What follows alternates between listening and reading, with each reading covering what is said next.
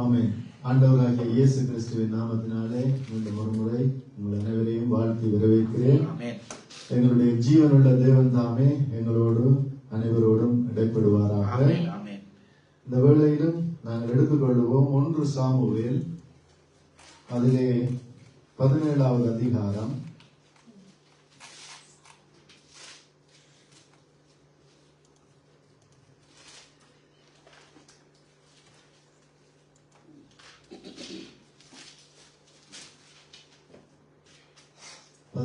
அதிகாரம் 16வது வசனத்திலிருந்து 24வது வசனம் வரைக்கும் வாசிப்போம்.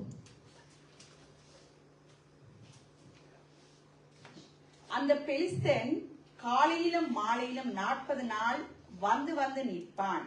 ஈசாய் தன் குமாரனாகிய தாவீதை நோக்கி, உன் சகோதரருக்கு இந்த ஒரு மரக்கால் வறுத்த பயிற்றையும் இந்த 10 அப்பங்களையும் எடுத்துக்கொண்டு பாளையத்தில் இருக்கிற உன் சகோதரிடத்தில் ஓட்டமாய் போய் இந்த 10 பால் கட்டிகளை 1000 பேருக்கு அதிபதியானவனிடத்தில் கொண்டு வந்து உன் சகோதரர் சுகமாய் இருக்கிறார்களா என்று விசாரித்து அவர்களிடத்தில் அடையாளம் வாங்கி கொண்டு வா என்றார்.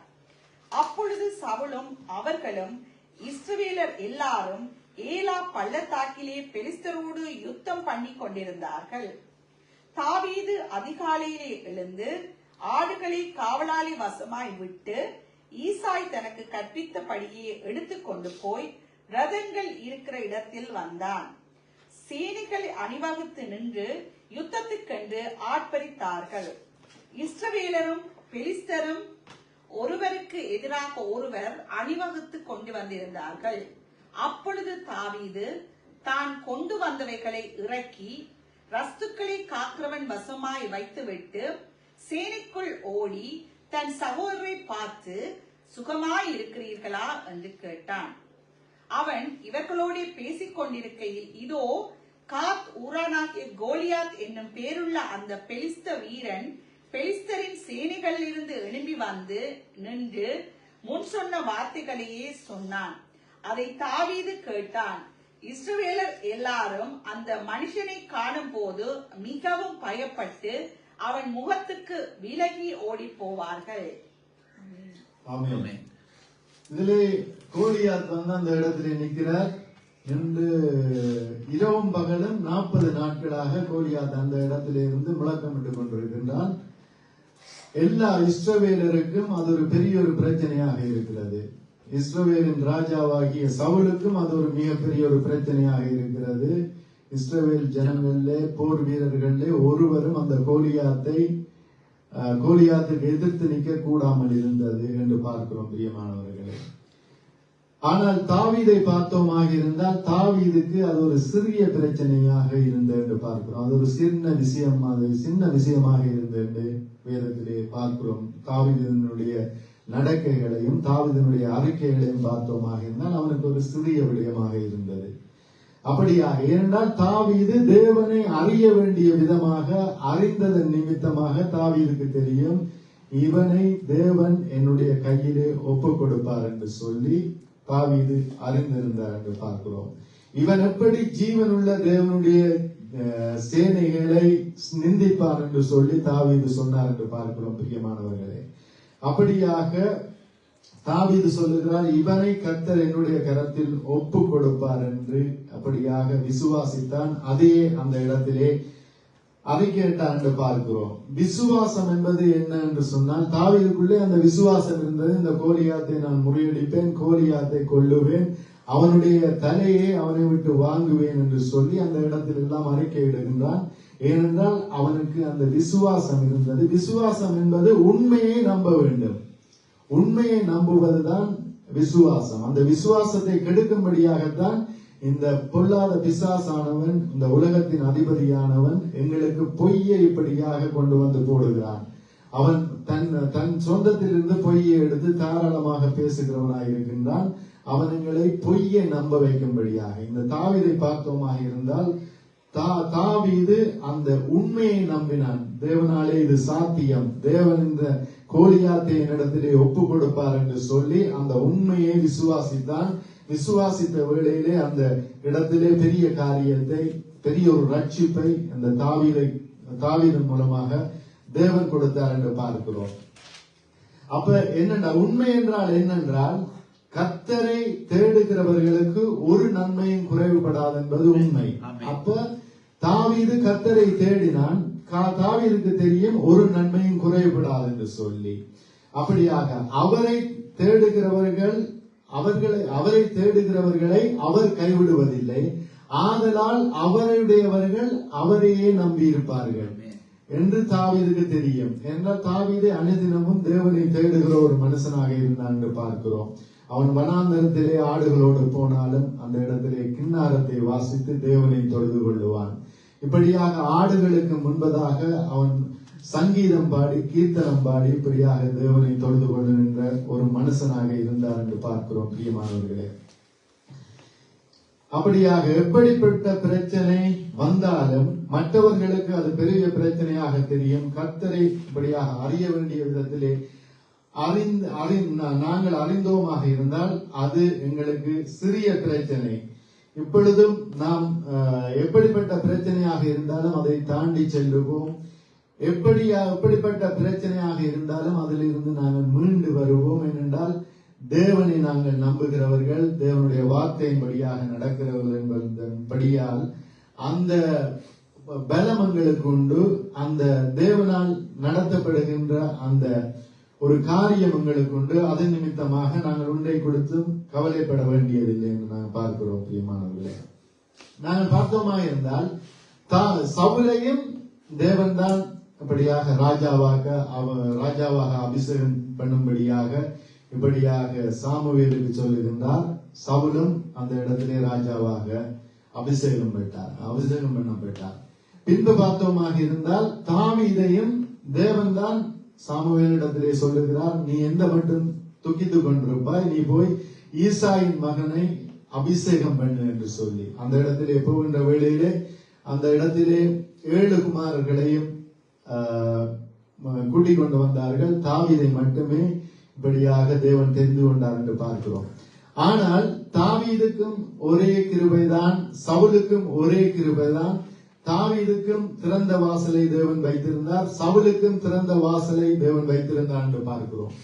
ஆனால் தேவன் வைத்திருக்கின்ற அந்த திறந்த வாசல்களை அவர்களுடைய செயற்பாடுகளின் நிமித்தம் ஒவ்வொருவருடைய செயற்பாடுகளினாலே அந்த திறந்த வாசலை அவர்களே அடைத்து போடுவார்கள். இப்ப தேவன் ஒரு சிஸ்டத்தை வைத்திருக்கிறார். சிஸ்டத்தை நாங்கள் தடை பண்ணக்கூடாது, அடைக்க கூடாது, எங்களுடைய நடவடிக்கைகளால் அடைக்க கூடாது. இப்ப அதான் வேதத்திலே ஏசாயா தீர்க்கதரிசியின் புத்தகத்திலே இருக்கிறேன்னு நினைக்கிறேன். உங்கள் அக்கிரமங்களே உங்களுக்கும் தேவனுக்கும் முன்பதாக தடுப்பு சுவரை உண்டாக்குகிறது. அந்த சவுலுடைய அக்கிரமம் தேவனுக்கும் சவுலுக்கும் இடையே ஒரு தடுப்பு சுவரை உண்டாக்கி அந்த தேவன் நியமித்த அந்த ஓட்டத்திலே சவுல் தொடர்ந்து ஓட முடியாதபடிக்கு ஒரு தடையை கொண்டு வந்த என்று பார்க்கிறோம். ஆனால் இந்த தாவீதை பார்த்தோமாக இருந்தால் தாவீதுக்கு முன்பதாக எப்பொழுதும் திறந்த வாசல். தாவீது தேவனுடைய சித்தத்தின்படியாக ஓடினான், தேவனுடைய சிந்தையோடு இருந்தான், தேவனை துதித்துக் கொண்டிருந்தான். இப்படியாக நாங்கள் இன்று இந்த உலகத்திலே எத்தனையோ கிறிஸ்தவ பாடல்களை நாங்கள் பாடினாலும் இந்த புதிய ஏற்பாட்டு காலத்திலே நாங்கள் வசிக்கின்ற காலத்திலும் அந்த சங்கீதத்தையே ஒரு முன்னுதாரணமாக வைத்து பாட்டுகளை எழுதுகிறார்கள். இந்த ஆராதனையை தொடங்குகின்ற வேளையிலே சங்கீதத்தை வாசித்து கர்த்தரை துதியுங்கள், அவர் நல்லவர், அவர் கிருபை என்றும் உள்ளது என்று சொல்லி ஆராதிக்கிற அளவுக்கு தாவீது ஒரு முக்கிய நபராக எண்ணப்பட்டார் என்றால் தாவீதினுடைய கீழ்ப்படிதலும் தாவீது அந்த சிஸ்டத்தை அடைக்காதபடிக்கு செயற்பட்டார் என்று, அந்த தடுப்பு சுவர் உண்டாகாதபடிக்கு தாவீது செயற்பட்டார் என்று பார்க்கிறோம். அதன் நிமித்தமாக தாவீது சொல்லுகிறார், நன்மையும் கிருபையும் என்னை தொடரும், நான் கர்த்தருடைய வீட்டிலே நீடித்த நாட்களாய் நிலைத்திருப்பேன் என்று சொல்லி சங்கீதம் பாடுகிறவராயிருக்கிறார் என்று பார்க்கிறோம். அப்படித்தான் எங்களுடைய வாழ்க்கையிலும் தாவீதை போல நாங்கள் இப்படியாக செயல்பட்டோமாக இருந்தால், தேவனுக்கு பிரியமாக இருந்தோமாக இருந்தால், எங்களுடைய வாழ்க்கையில் இப்படியாக எங்களுக்கு வர வேண்டிய ஆசீர்வாதங்களை ஒருவராலும் தடை பண்ண முடியாது. ஏனென்றால் நாங்கள் திறந்த வாசலை உடையவர்களாக எங்களுடைய செயற்பாடு இருக்கிற என்று பார்க்கிறோம் பிரியமானவர்களே. இப்ப பழைய ஏற்பாடு எங்களுக்கு ஒரு நிழலாட்டமாக கொடுக்கப்பட்டது என்று பார்க்கிறோம். புதிய ஏற்பாடு அது நிஜமாக மாறுகிறதாக இருக்கின்றது. என்றால் பழைய ஏற்பாட்டு காரியங்களை பார்த்தோமாக இருந்தால் பழைய ஏற்பாட்டிலே மாமிசத்தோடும் யுத்தத்தோடும் தான் பழைய ஏற்பாட்டு பரிசுத்தவான்கள் போராடினார்கள், யுத்தம் செய்தார்கள் என்று பார்க்கிறோம். ஆனால் புதிய ஏற்பாட்டிலே எங்களுக்கு சொல்லப்படுகிறது துரைத்தனங்களோடும் இப்பிரபஞ்சத்தின் அதிகாரங்களோடும் வானமண்டல பொல்லாத சேனைகளோடும் பொல்லாத ஆவிகளுடைய சேனைகளோடும் நமக்கு போராட்டம் உண்டு என்று சொல்லி அப்படி சொல்லப்படுகிறது. பழைய ஏற்பாட்டிலே பார்த்தோமாக இருந்தால் எசபேல் என்கின்ற அந்த ஆவி ஒரு பெண் உருவமாக அந்த இடத்திலே செயற்பட்ட என்று பார்க்கிறோம். எசபேல் என்கின்ற ஆவி. அப்ப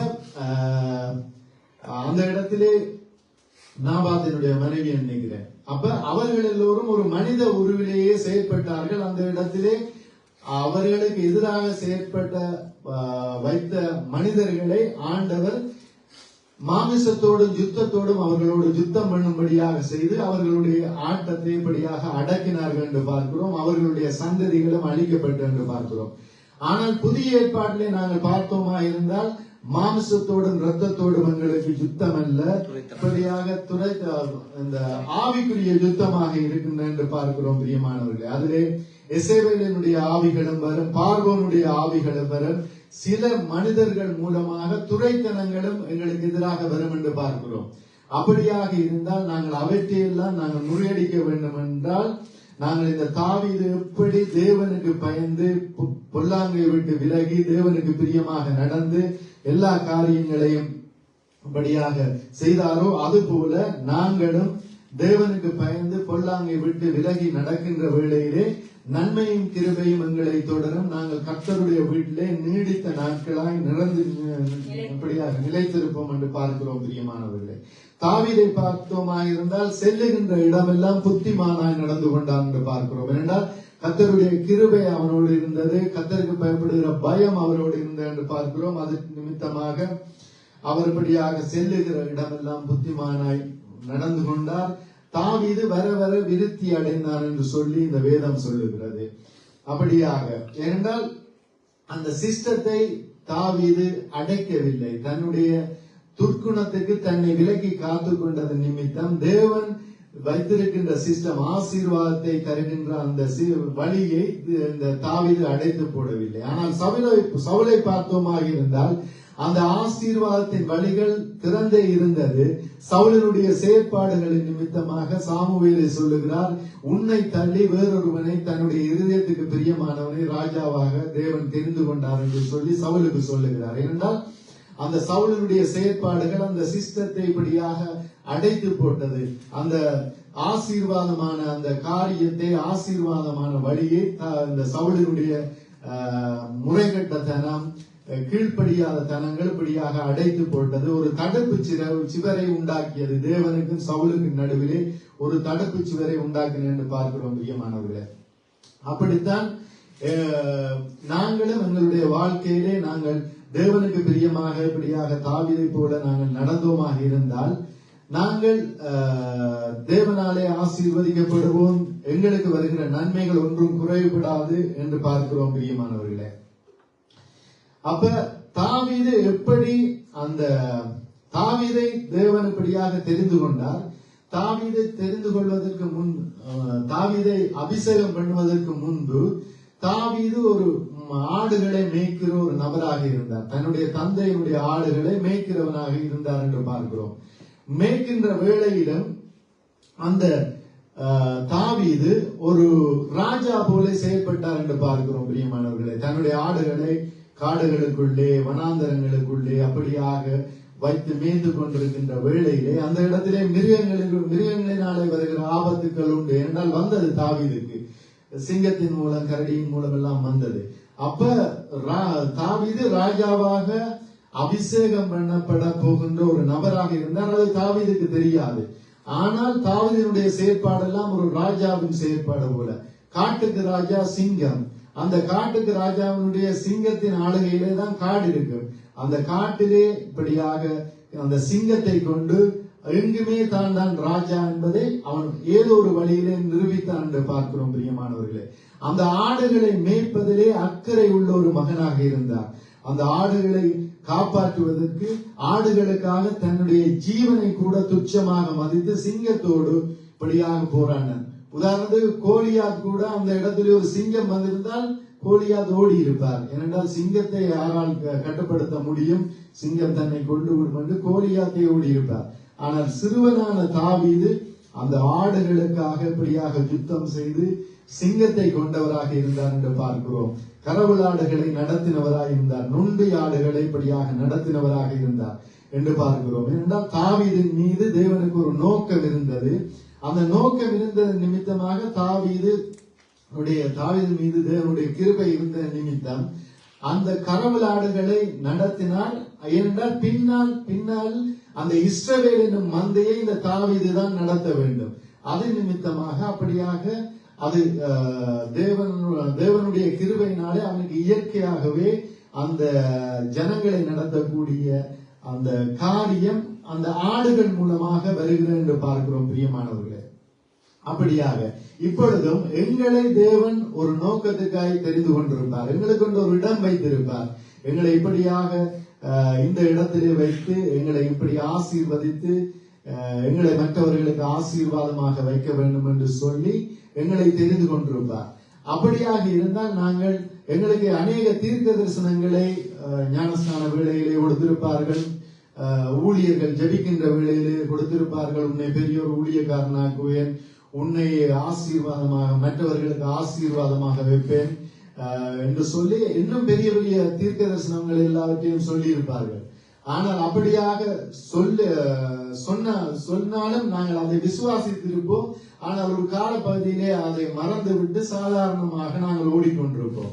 அப்படி அல்ல. இந்த தாவீதை பார்த்தோமாக இருந்தால் தாவீது எப்பொழுதும் ஒரு ராஜகுமாரன் போல தன்னை நினைத்துக் கொண்டு வாழ்ந்த ஒரு மனிதனாக இருக்கிறார். அதே நேரம் தாழ்மை உடையவராக இருந்தார் என்று பார்க்கிறோம் பிரியமானவர்களே. இப்ப தாவீது அந்த இடத்திலே ஒரு காரியம் நடக்குது. 40 நாளளவும் அந்த கோலியாத் அந்த இடத்திலே கொக்கரித்துக் கொண்டிருக்கிறார். கம்பீரமான சத்தத்தை போட்டு என்னோடு யாராவது சண்டைக்கு வாருங்கள் என்று சொல்லி கேட்டுக்கொண்டிருக்கிறார். அந்த செய்தியை தாவீது ஊருக்குள்ளே இருந்து ஏதோ ஒரு வழியிலே கேட்டிருக்கார். ஏனென்றால் யுத்தத்துக்கு போய் 40 நாளளவும் அந்த போர் வீரர்கள் அந்த இடத்திலே பாளையம் இறங்கி இருக்கிறார்கள் என்றால் அப்ப இஸ்ரவேல் தேசத்துக்கு அவர்கள் வந்து போவார்கள். சில காரியங்களுக்காக உணவுகள் எடுத்துக்கொண்டு போவதற்கு, ஆயுதங்கள் எடுத்துக்கொண்டு போவதற்கு வந்து போயிருப்பார்கள். அதிலே சொல்லி இருப்பார்கள் 10 நாளா கோலியாத் இப்படியாக சொல்லிக் கொண்டவர் தனித்தனியா அடிபட வாங்கோ என்று சொல்லி, நான் வென்றால் நீங்கள் எனக்கு அடிமை, நீங்கள் வென்றால் நான் உங்களுக்கு அடிமை என்று 10 நாளா சொல்றாங்க. 20 நாள் ஆகுது. தாவீது போய் கேட்கிறார், என்ன இன்றைக்கு என்ன செய்தி போர்க்களத்திலே? 20 நாள். அவன் அப்படியேதான் கொக்கரித்துக் கொண்டிருக்கின்றான். எங்களுடைய போர்ச்சேவர்கள் எல்லோரும் பயந்து கொண்டிருக்கிறார்கள், ராஜா கூட பயந்து கொண்டிருக்கிறார் என்று சொல்லி அப்படியாக சொல்லுகின்ற வேளையிலே இந்த தாவீதுக்கு தெரிந்திருக்கும், ஓஹோ சாமுவேல் என்னை ராஜாவாக அபிஷேகம் பண்ணினவர். அப்ப அபிஷேகம் பண்ணினால் நான் தான் ராஜா, ஏனென்றால் அபிஷேகம் பண்ணி விட்டார். அப்ப நான் இந்த ஊர் மனைக்குள்ளே இருக்கிறேன், ஆடுகளை மேய்த்து கொண்டிருக்கிறேன் என்று பிறகு ஜனங்கள் சொல்லியிருப்பார்கள், போர் வீரர்கள் மூலமாக சொல்லியிருப்பார்கள், 30 நாள் ஆயிட்டு இன்னும் ஒரு தரம் அடிபட போகல, ராஜா கூட சவுல் கூட பயந்து கொண்டிருக்கிறார் என்று சொல்லி. அப்படி வருகின்ற வேளையிலே தாவீதுக்குள்ளே ஒரு கேள்வி இருக்கும், சிங்கத்தை கொன்ற நான் அல்லவா தேவனுடைய கிருபையினாலே கொண்டேன், கரடியை கொண்டேன், ஏன் நான் போகக்கூடாது?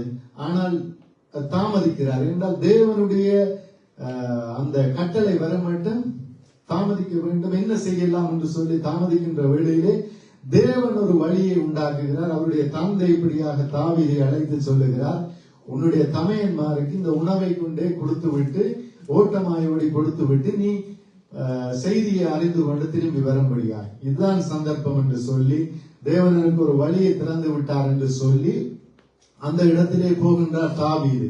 தாவீது போகின்ற வேளையிலே அந்த இடத்திலே தாவீது சொல்லுகிறார், ஒருவருடைய உள்ளமும் கலங்க வேண்டாம், நான் இந்த பெலிஸ்தனை இப்படியாக முறியடிப்பேன், அவன் ஜீவனுள்ள தேவனுடைய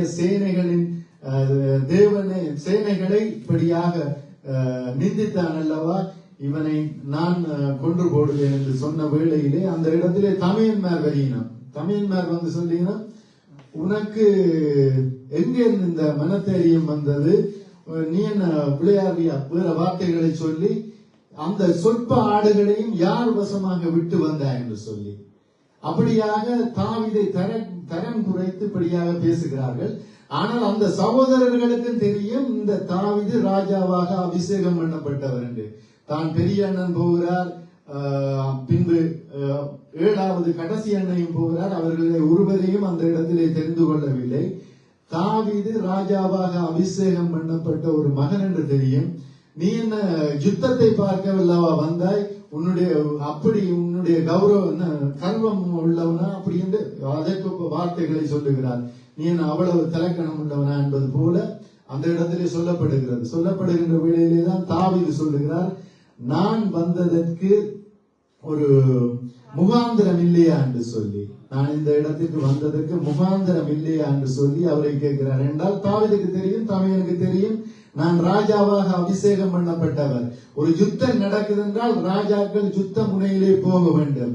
ஆனால் தனக்கு அனுமதி கிடைக்கவில்லை. தேவன் ஒரு வழியை உண்டு பண்ணினார் தகப்பன் மூலமாக.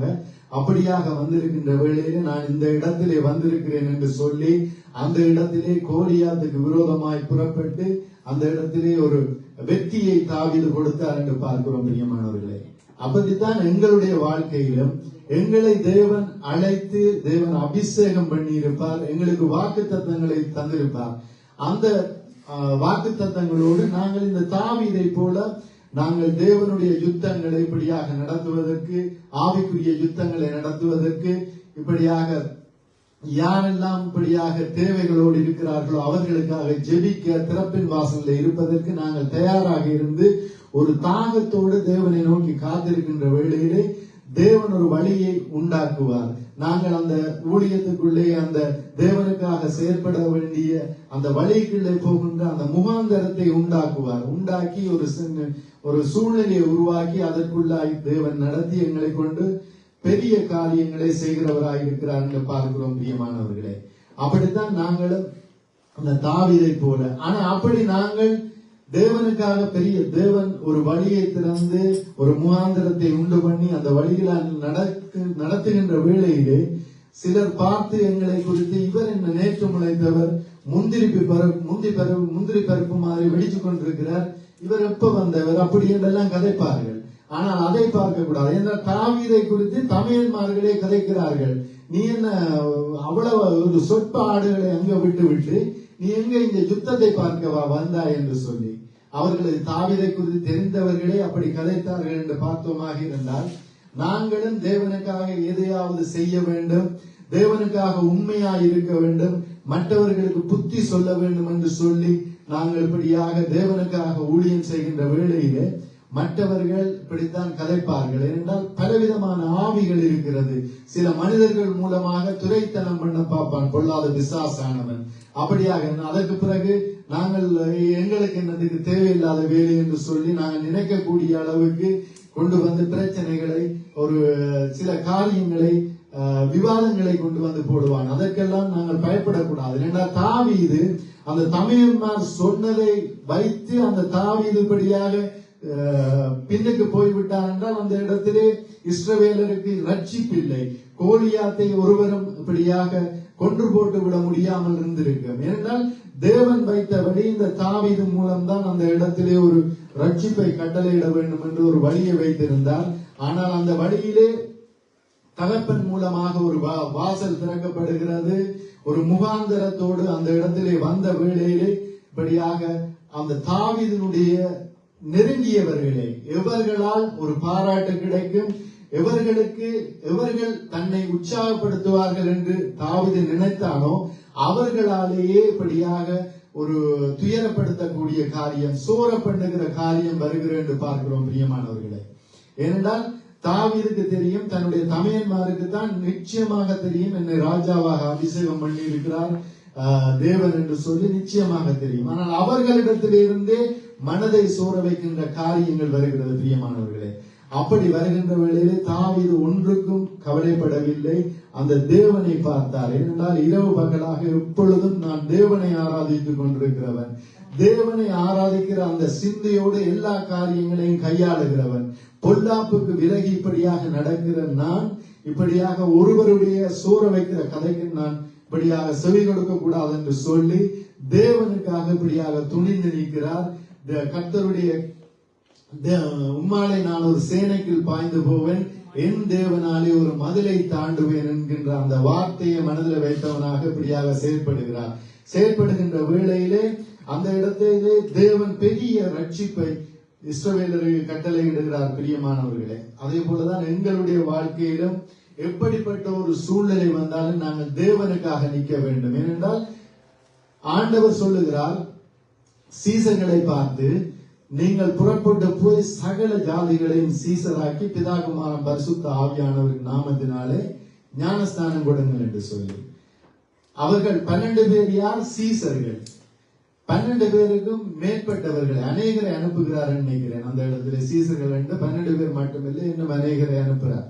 அப்படியாக எல்லாரும் சீசர்கள், ரகசிய சீசர்கள் என்று 12 பேர்கள் மட்டும்தான் எங்களுக்கு சீசர்கள் என்று தெரியும். இன்னும் அதிக சீசர்கள் இருந்தார்கள் என்று பார்க்கிறோம். அந்த பெந்தைக்கோஸ்து நாளிலே அநேகர் வந்து அந்த இடத்திலே கூடினார்கள் என்று பார்க்கிறோம்.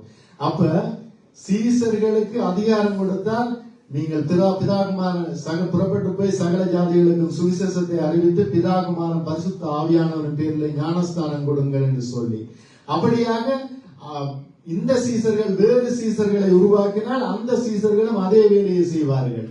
அப்படியாக எல்லோருக்கும் ஒரே வேலையை தான் கொடுத்தார். ஆனால் இந்த உலகத்திலே நாங்கள் தேவனுக்காக புறப்பட்டு தேவனுடைய காரியங்களை செய்கின்ற வேளையிலே உங்களுக்கு யார் இந்த ஊழியத்தை கொடுத்தார்கள்?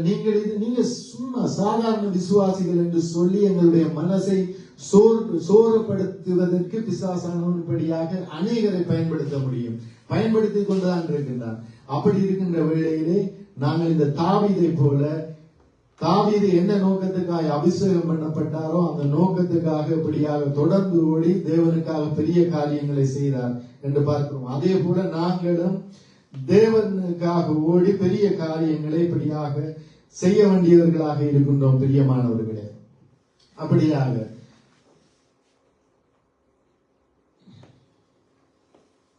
ஆண்டவர் எங்களுக்காக வைத்த சிஸ்டத்தை இப்படியாக நாங்கள் உடைக்காமல் விட வேண்டியவர்களாக இருக்க வேண்டும். பிரியமானவர்கள், என்று பார்த்தோமா என்றால் அநேகர் தேவனுக்கு விரோதமாக பாவம் செய்து அந்த பாவத்திலிருந்து மனம் திரும்பாமல் ஏதோ கடமைக்கு அந்த ஆண்டவர்களை ஓடுபவர்கள் போல ஓடிக்கொண்டிருப்பார்கள். ஆனால் மனம் திரும்புவதில்லை. மற்றவர்களை துக்கப்படுத்தி இருப்பார்கள், மற்றவர்களை கோபப்படுத்தி இருப்பார்கள். அப்படியாக செய்துவிட்டு அதிலே தேவனிடத்திலே மன்னிப்பு கேட்டு உரியவர்களிடத்திலே மன்னிப்பு கேட்பதிலே அப்படியே ஓடிக்கொண்டிருப்பார்கள். அது நிமித்தமாக அநேக காரியங்கள் அடைக்கப்படுகிறதாக இருக்கிறது. அநேக வேதனையினாலே குற்றுள்ளப்படுகிறார்கள் என்று பார்க்கிறோம். சொல்லப்படுகிறது பண ஆசை எல்லா தீமைக்கும் வேறாயிருக்கிறது, அதை இச்சித்து அப்படியாக அநேக வேதனைகளுக்குள்ளே இப்படியாக விழுந்து போகிறார்கள் என்று வேதம் சொல்லுங்கள். அப்படியாக அநேக காரியங்கள் உண்டு. பிரியமானவர்களே, அப்ப நாங்கள் என்ன செய்ய வேண்டும்?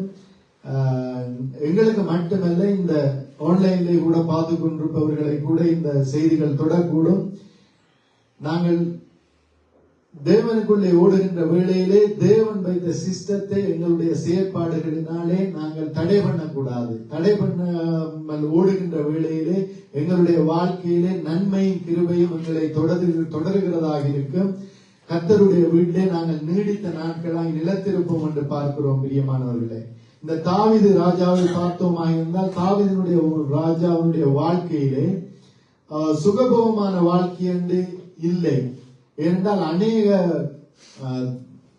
தாவீது ராஜா கர்த்தருக்கு ஒரு ஆலயத்தை கட்டுவோம் என்று சொல்லி இப்படியாக தேவனிடத்திலே வேண்டிக் கொள்ளுகின்ற வேளையிலே தேவனை சொல்லுகிறார், இது ரத்தம் படிந்த கரங்கள், இப்படியாக நீ யுத்தம் செய்து இப்படியாக ரத்தம் படிந்த கரங்கள், அப்படி இருக்கின்ற வேளையிலே நீ இந்த ஆலயத்தை கட்டக்கூடாது என்று சொல்லி சாலமோனிடத்திலே இப்படியாக கொடுக்கிறார். அப்படியாக தாவீது ஒரே யுத்த களங்களை பார்த்தவர், காடு காடாக ஓடினவர்.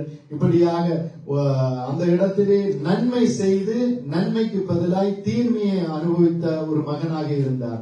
சவுலே அந்த இடத்திலே கோலியாத்தோடு யுத்தம் பண்ண முடியாத ஒரு நிலைமையில் இருந்த வேளையிலே அந்த சவுலுக்கு தாவீது அந்த வேலையை இலகுவாக்கி கொடுக்கிறார். அந்த இடத்திலே ஒரு வெற்றி இல்லாட்ட சவுலினுடைய கதை அந்த இடத்திலேயே முடிந்திருக்கும். இஸ்ரவேலுடைய அந்த போர் யுத்த வீரர்கள் அந்த இடத்திலே தோத்திருப்பார்கள். அவற்றை எல்லாவற்றையும் இலகுவாக்கி கொடுத்த தாவீதுக்கு அவர் அந்த சவுல் கொடுக்கின்ற காரியம் தாவீதை கொல்ல வேண்டும் என்று சொல்லி தேசம் தேசமாக இப்படியாக திறந்து திரிகிறார் சவுல். அந்த பெலிஸ்தியனை கொள்ளுகின்ற யுத்த வீரனுக்கு, பெலிஸ்தியனை கொள்ளுகிறவனுக்கு சர்வ மானியம், அவனுடைய தகப்பன் வீட்டாருக்கு சர்வ மானியம் கொடுக்கப்படும் என்று இப்படியாக சவுலே சொல்லுகிறார். ஆனால் தாவீதுக்கு கிடைத்ததெல்லாம் தாவீதும் தப்பியோட வேண்டும், தாவீதினுடைய குடும்பமும் தப்பியோட வேண்டும் என்கின்ற நிலைமை. ஏனென்றால் அந்த சொல்லப்படுகிறது, இந்த கோலியாத்தை கொல்லுகிறவனுக்கு சவுல் தன்னுடைய குமாரத்தியை திருமணம் செய்து கொடுப்பேன் என்று சொல்லி இருக்கிறார் என்று சொல்லி அந்த இடத்திலே பார்த்தோமா இருந்தால் சவுல் பின்பு அந்த தாவீதை கொல்லும்படியான ஆலோசனையை சொல்லி அந்த பெலிஸ்தியருடைய நுனித்தோல், இத்தனை பேருடைய நுனித்தோல் படியாக கொண்டு வர வேண்டும் என்று சொல்லி பெலிஸ்தருடைய கையில் கரங்களாலே தாவீது விழும்படியாக ஆலோசனை சொல்லுகிறார். ஆனாலும் தேவன் மீது நம்பிக்கை வைத்த அந்த தாவீது, தேவன் வைத்த அந்த சிஸ்டத்தை இப்படியாக அடைத்து போடாத தாவீது, தடுப்பு சுவரை தேவனுக்கும் தனக்கும் உண்டு பண்ணாத தாவீது அந்த இடத்திலே பெலிஸ்தருடைய நுனித்தோலை இப்படியாக கொண்டு வந்து சவுலின் இடத்திலே கொண்டு கொடுத்து அந்த குமாரத்தியை இப்படியாக திருமணம் செய்கிறார், மீகாலை. அப்படி மீகாலை திருமணம் செய்த அந்த தாவீதுக்கு என்ன நடந்தது? அந்த மீகாலோடு அந்த வீட்டிலே இருக்கின்ற வேளையிலே தாவீதை கொல்லும்படியாக போர் சேவகர்களை அனுப்புகிறார்கள். அந்த இடத்திலும் சவுல் சொன்னபடி அந்த இடத்திலே செயல்படவில்லை. சவுல் சொன்னதை 100% நிறைவேற்றவில்லை. அந்த இடத்திலே வஞ்சகமாக மகளை கொடுத்து அந்த இடத்திலே கொல்ல பார்க்கிறார். சர்வ மானியம் தாவீதினுடைய குடும்பத்தாருக்கு கிடைக்கும், தாவீதுடைய தகப்பனார் வீட்டாருக்கு கிடைக்கும் என்று சொல்லி அந்த இடத்திலே சர்வ மானியம் கிடைக்கவில்லை. சர்வ மானியம் என்றால் எப்பொழுதும் அந்த குடும்பத்துக்கு ராஜா வீட்டிலிருந்து மானியங்கள் போய் கொண்டிருக்க வேண்டும். அது கூட கிடைக்கவில்லை. சொந்த வீட்டிலிருந்து இப்படியாக இடம்பெயர்ந்து நாடு நாடாக, காடு காடாக இப்படியாக திரிகிறார்கள். எதிர் ராஜாக்களிடத்திலே அடைக்கலம் புகுகிறார்கள். அப்படி புகுகின்ற வேளையிலே என்றால் தேவன் வைத்த சிஸ்டத்தை அப்படியாக அடைத்து போடாத தாவீதுக்கு, தேவனுக்கும் தாவீதுக்கும் இடையிலே தடுப்பு சுவரை உண்டு பண்ணாத தாவீதுக்கு தேவனுடைய கரத்திலே கிருபை கிடைக்கிறது. தேவனிடத்திலே கிருபை கிடைத்து அந்த எதிரியான ராஜாக்கள் கூட அந்த தாவீதுடைய குடும்பத்தை பாதுகாக்கிறார்கள், தந்தையை, தாயை, சகோதரர்களை பாதுகாக்கிறார்கள். அப்படியாக தேவன் தயவு பண்ணுகிறவராயிருக்கிறார். அப்படித்தான் எங்களுடைய வாழ்க்கையிலும் தேவன் அபிஷேகம் பண்ணின அந்த ஓட்டத்திலே நாங்கள் தொடர்ந்து ஓடுகின்ற வேளையிலே, தேவனுக்கு பிரியமாக நாங்கள் நடக்கின்ற வேளையிலே எங்களுக்கு ஒரு தடையும் இருக்காது. ஆசீர்வாதத்துக்கு ஒரு தடையும் இருக்காது, பாதுகாப்புக்கு ஒரு தடையும் இருக்காது. இப்படியாக எங்களை சூழ அக்கினி வேலி அடைத்து தேவன் பாதுகாப்பார். அக்கினி ரதங்களை இப்படியாக எங்களை சூழ வைத்து தேவன் பாதுகாக்கிறவராய் இருக்கிறார் என்று பார்க்கிறோம். அப்படி பாதுகாக்கின்ற வேளையிலே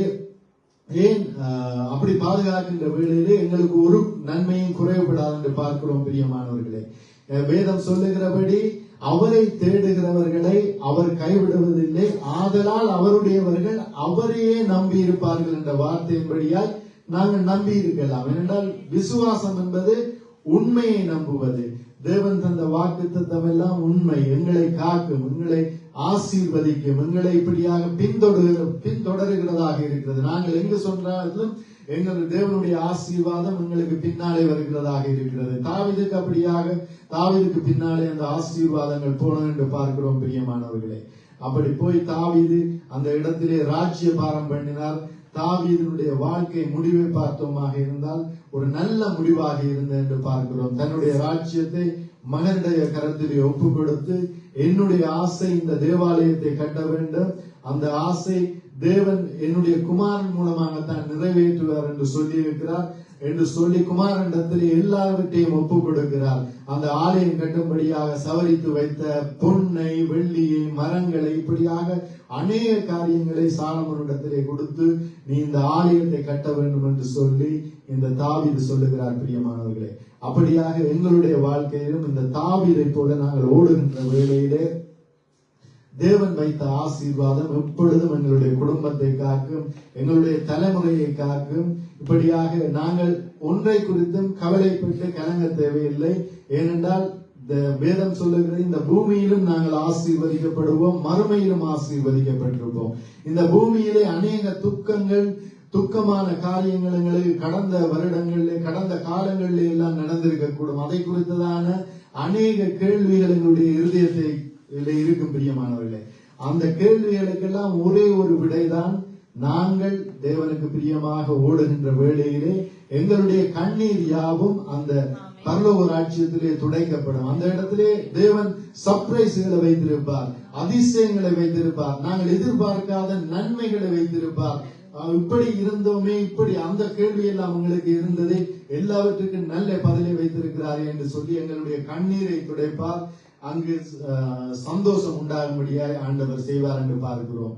சவுலை பார்த்தோம், சவுளுடைய வாழ்க்கை இப்படியாக துக்கமாய் போனது என்று பார்க்கிறோம். அந்த இடத்திலே கடைசியாக மிஞ்சி இருந்த மீகாளுடைய பிள்ளைகளும், மீகாள் தாவீதுக்கு பெற்ற பிள்ளை அல்ல, மீகாளுக்கு வேற ஒருவருக்கு கொடுக்கப்பட்டிருந்தால் அவளுக்கு கிடைத்த அந்த பிள்ளைகளும் கடைசி நேரங்களில் எல்லாரையும் கொண்டு போடுகிறார்கள் என்று பார்க்கிறோம். அந்த சவுல் அந்த வேறொரு இனத்துக்கு செய்த துரோகத்தின் நிமித்தம் அவர்கள் மீகாளுடைய பிள்ளைகளையும் கொல்ல வேண்டும் என்று சொல்லி கேட்ட வேளையிலே தாவீது ஒன்றும் செய்ய முடியாத, அது கொடுத்தே ஆகணும் என்று சொல்லி அந்த இடத்திலே அனுமதி கொடுக்கிறார். அந்த இடத்திலே சவுலுடைய எல்லா குடும்பங்கள், எல்லா சந்ததியும் இப்படியாக அழிந்து போகிறதாக இருக்கிறது. ஆனால் தாவீதை பார்த்தோமாக இருந்தால் தாவீதினுடைய வாழ்க்கையிலே நன்மையும் கிருபையும் இப்படியாக தாவீதை பின்தொடர்ந்தது. இப்படியாக தாவீதினுடைய சந்ததி ஆசீர்வதிக்கப்பட்டது. தாவீதுக்கு சொல்றார், உன்னுடைய சந்ததியிலே எப்பொழுதும் ராஜாக்கள் உருவாவார்கள் என்று சொல்லி, அப்படியாக தாவீதினுடைய சந்ததியிலே ராஜாக்கள் உருவானார்கள் என்று பார்க்கிறோம். பிரியமானவர்களே, அப்படியாக எங்களுடைய வாழ்க்கையிலும் நாங்கள் நல்லது செய்தால் இப்படியாக தேவன் ஆசீர்வாதத்தை தருகிறவராயிருக்கிறார். ஏனென்றால் அவரை தேடுகிறவர்களை அவர் கைவிடுவதில்லை. தேடுகிறவர்கள் என்றால் என்ன? அவரை தேடுபவர்கள் நன்மை செய்வார்கள், நல்லதை செய்வார்கள், தேவனுக்கு பிரியமாய் நடப்பார்கள். நடக்கின்ற வேளையிலே அந்த ஆசீர்வாதம் எங்களுக்கு வரும். அப்படியாக அவரை தேடுகிறவர்களை அவர் கைவிடுவதில்லை. ஆதலால் அவருடையவர்கள் அவரையே நம்பி இருப்பார்கள்.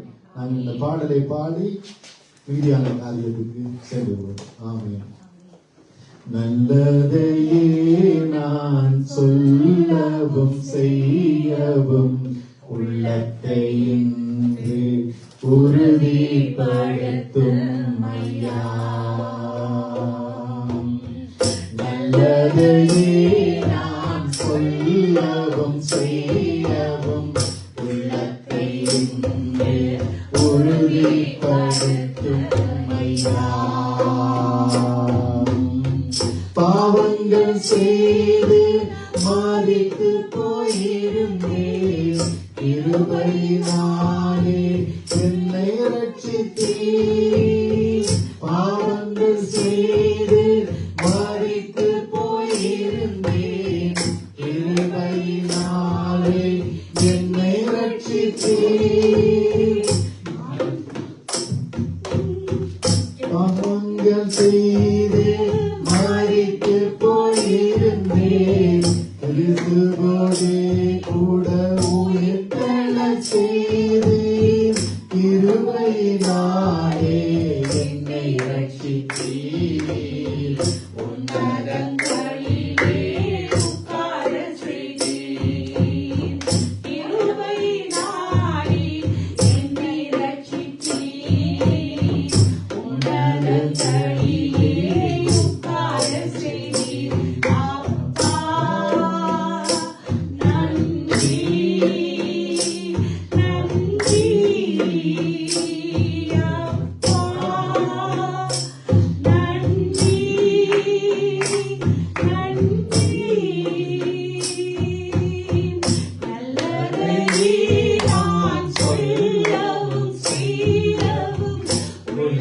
என்று உறுதிப்படுத்துமையா. நல்லதை நான் சொல்லவும் செய்யவும் உள்ளதை என்று உறுதிப்படுத்துமையா. ஆமென். இன்றைக்கு கேட்ட அந்த ஜீவனுள்ள வார்த்தைக்கு நினைவாக எங்கள் கண்களை ஏறெடுப்போம். ஆண்டவர் எங்கள் ஒவ்வொருவரும் தாயின் கருவில் உருவாக முன்னே தெரிந்தெடுத்ததே எங்கள் ஒவ்வொரு முன்பாக திறந்த வாசலை வைத்திருக்கிறார். அதை அடைக்காதபடி, அதை தடுப்பு சுவரை அடைக்காதபடி எங்களை ஆண்டவர் தாவீது ராஜாவை அழைத்தது எங்கள் ஒவ்வொருவரை குறித்தும் ஒரு நோக்கம் இருக்கு. இந்த இடத்தில் நானும் நீங்களும் நிற்குமானால் ஒரு நோக்கம் இல்லாமல் ஆண்டவர் எங்கள் இடத்திற்கு சின்ன பிள்ளைகள், வாலிப பிள்ளைகள், என்னை குறித்து இந்த இடத்தில் இருக்க ஒவ்வொரு குறித்தும் ஆண்டவர் ஒரு நோக்கத்தை அளித்திருக்கிறார். அந்த நோக்கத்தை நிறைவேற்றத்தக்கதாய் ஆண்டவருக்கு நான் எங்களை ஒப்புக் கொடுக்கிறேன். தாவீது எப்படி தேவனை அறிகிற அறிவிலே அவர் வளர்ந்தாரோ அவருக்கு அந்த விசுவாசம் இருந்தது. ஆண்டவரால் எல்லாம் முடியும். ஆண்டவரை தேடுவதற்கு ஒரு நன்மையும் குறைபட என்பதை அறிந்திருந்தார். நன்மையும் கிழமை தொடரும். கத்தளை வீட்டில் நிறுத்திருப்பேன் என்ற விசுவாசம் அவருக்குள் இருந்தது. அதே போல எங்கள் ஒவ்வொருக்கும் இருக்கும். நாங்கள் ஆண்டவரை தேடணும். சொன்னது போல முந்தைய ரத்தத்தோடும் மாம்சத்தோடும் ரத்தத்தோடும் இருந்தது. இப்ப அப்படி இல்லை. எங்களுக்கு துறைத்தனங்கள், அதிகாரங்கள், இந்த பிரபஞ்சத்தின் அந்தகார லோபாதிபதிகள், வானமடத்தில் பொல்லாத யுத்தம் ஒன்று. ஆண்டவர் எங்கள் ஒவ்வொரு காரியமும் இருக்கிறோம். தாவீது ராஜாவை அழைத்திருக்கிறார். அன்று இஸ்ரேல் ஜனங்களை வழிநடத்தும்படியார் அதற்காக முன்னுமே ஆடுகளையுமே காயத்தப்படுத்தினார். அதே போல சகோதரன் சொன்னது போல பலருடைய கண்ணீரை துடைப்பதற்காக இருக்கலாம், பலருக்காக வேலைகள் இருக்கலாம், தேசத்திற்காக ஜாமக்காரர்களா இருக்கலாம், ஊழியம் செய்வதற்காக இருக்கலாம், மற்றவர்களுக்கு உதவி செய்வதற்காக, சுவிசேஷத்துக்காக அழைத்திருக்கலாம். ஏதோ ஒரு நோக்கத்துக்காக ஆண்டவர் எங்களை ஒவ்வொரு தெரிந்து கொண்டிருக்கிறார். ஆண்டவர் ஏதோ தானோ என்றால அதற்கு நாங்கள் இடைஞ்சலா இருக்கக்கூடாது.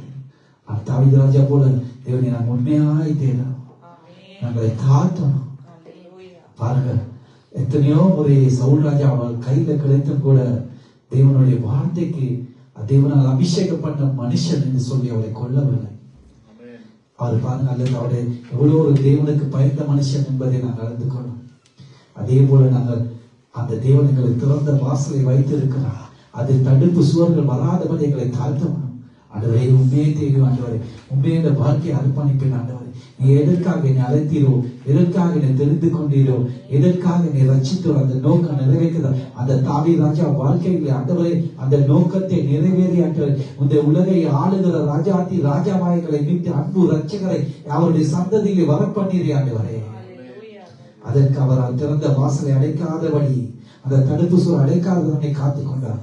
அதே போல ஆண்டவரே அந்த ஆசீர்வாதம் அவருடைய பிள்ளைகளுக்கு, அவருடைய சந்ததிக்கு வந்தது. அதே போல நானும் நீங்களும் தேவனுடைய பணங்களை தாழ்த்தி தேவனை உயர்த்தோடு முழு ஆத்மாவை தெய்வமானால் அந்த ஆசீர்வாதங்கள் எனக்கு மட்டுமல்ல, என் பிள்ளைகளுக்கு சந்ததிக்காய் வரும். ஒப்பு கொடுப்போமா? இந்த வார்த்தைக்கு ஒப்பு கொடுத்து நாங்கள் ஆண்டவர்கள் மன்றாடுவோம். அன்பான தகப்பனே, இந்த வார்த்தைக்கு நேராய்த்த நாளே எங்களுடைய சமூகத்திலே நாங்கள் ஒப்பு கொடுக்கிறோம். ஆண்டவரே,